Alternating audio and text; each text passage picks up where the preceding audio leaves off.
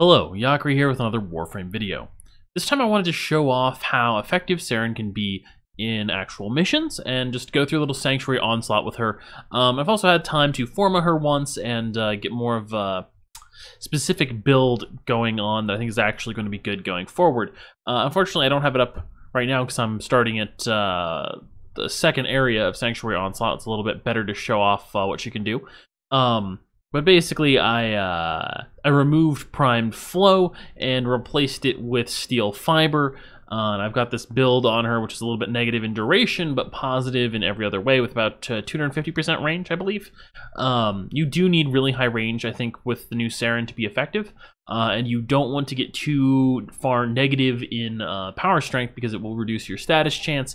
And the damage per second of the spores being reduced, the damage of your ult being reduced, not too big of a deal, I would say. With how they work now, but still, it's nice to have that power strength positive. It also is a little bit nifty with the buff from Molt.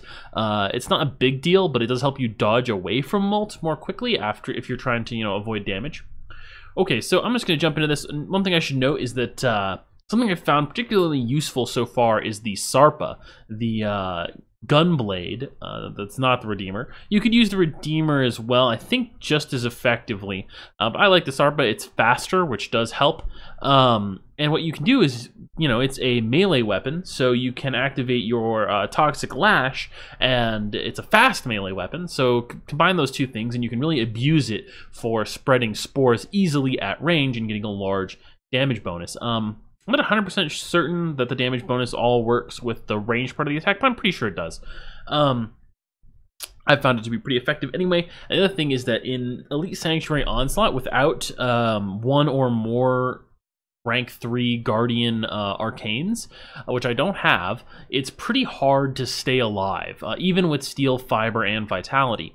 So I'm going to be using a melee block a lot, and I sort of just turtle behind block and then shoot out with the gunblade a little bit once in a while, and combined with the effects of Toxic Lash, giving you that bonus damage block and the bonus toxin damage, this allows you to take very little damage and survive up to a pretty high wave of Sanctuary Onslaught. I got stuck at 8 this week because just not enough enemies spawned, and I couldn't get past that, so we'll see. I probably won't record all the way through this run, but yeah, it's been pretty good on her new, the new Saryn running through Sanctuary Onslaught. So let's take a look at this.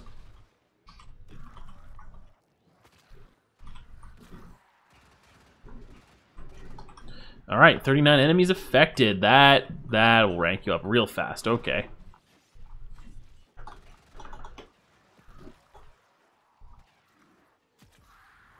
And as you can see, this does a pretty sizable amount of damage pretty damn quickly. Remember, the enemies can have 3 spores on them, so that damage counter in the bottom right, you're going to be dealing 3 times that damage. If you activate your ultimate as well, you're going to be dealing 3 times that damage times 2, so 6 times that amount of damage that you're seeing in the bottom right to enemies per second, right?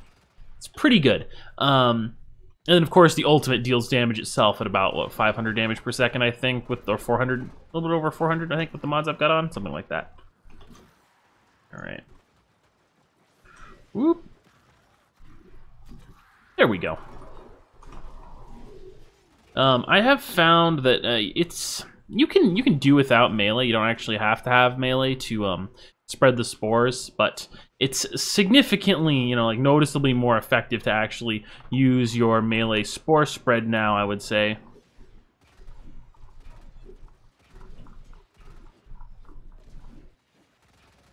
I'm not really used to the combos with this yet.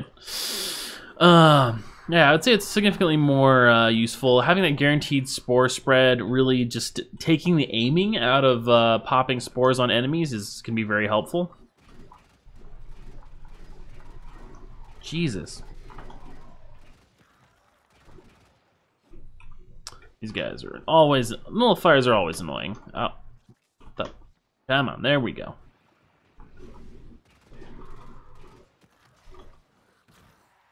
And I don't know, there's still one enemy left. I'm just gonna detonate it and restart the spread. It is good to do that sometimes, rather if there's like one guy on the corner of the map who's Still got spores on him. Not really worth your time to try and spread spores. Or find that guy and get him to spread to the rest of the map. It's better to just reset and have them ramp up again. They will ramp up quite quickly with a lot of targets. As the more targets you have, the more quickly they ramp up. Spreading the spores, oh fuck, also causes you to ramp up a bit. And really, I should be playing a little less actively, actually doing this, and turtle a little more. I need more energy. Okay, let's take some damage, shall we? There we go. That's a little better.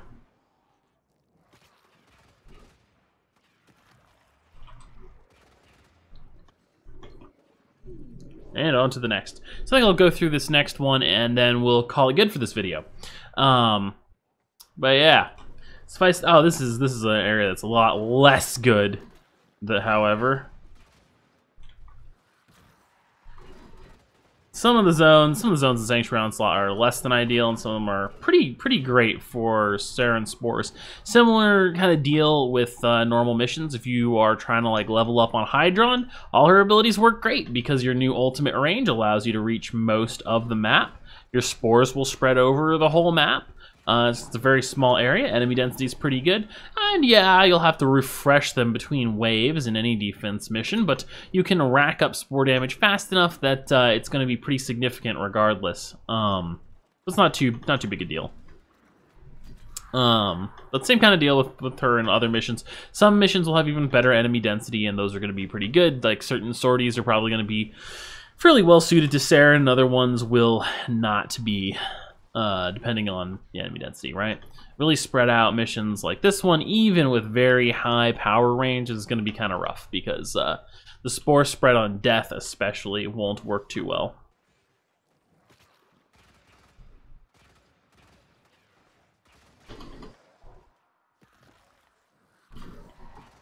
Now, of course, spreading spores actively kind of picks things up a bit, but what happens is that the spores will spread like 100 meters away from you eventually, and then it's gonna be a real pain in the ass trying to find like that one enemy who's like 1,000,000 miles away and get those spores to spread.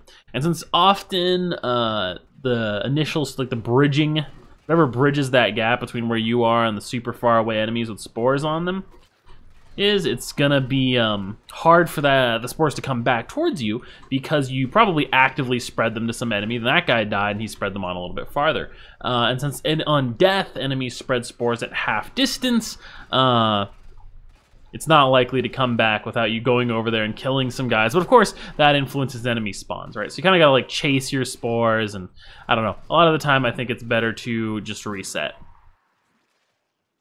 On these big maps anyway. There's Zone 5 right now this week. If you have Saryn and can try out this build, I recommend trying to get to Zone 5 on Elite Sanctuary Onslaught. It's really fun because the enemy density there is, or the level is really small, and the enemy density is fantastic. And so the end result is that you get just an insane amount of kills, an insane amount of points, and it's really fun to do as well. So I'm a pretty big fan of that zone. It's my favorite part of doing runs through here. I've done a couple testing her out. But I think that's it. This pretty much gives you an idea that she's still effective in these harder missions. You know, and this is with just solo, of course. You know, I think on a better week I can probably get a little bit higher than Wave 8 if I'm really trying, and that's better than I could with Saryn before. Obviously, other people with more pimped out builds, particularly in the case of having arcanes, have gotten higher than I have in the past. But I imagine you're going to be able to get very high solo with Saryn. Probably one of the best, if not the best, frame to try and solo this with, basically now. So yeah, pretty cool. All right, well, that's all for now. If you like this video and want to see more like it, just be sure to like, comment, and subscribe. Maybe let me know what you did like, what you didn't like about it, that kind of thing. Thank you all for watching. Yakri out.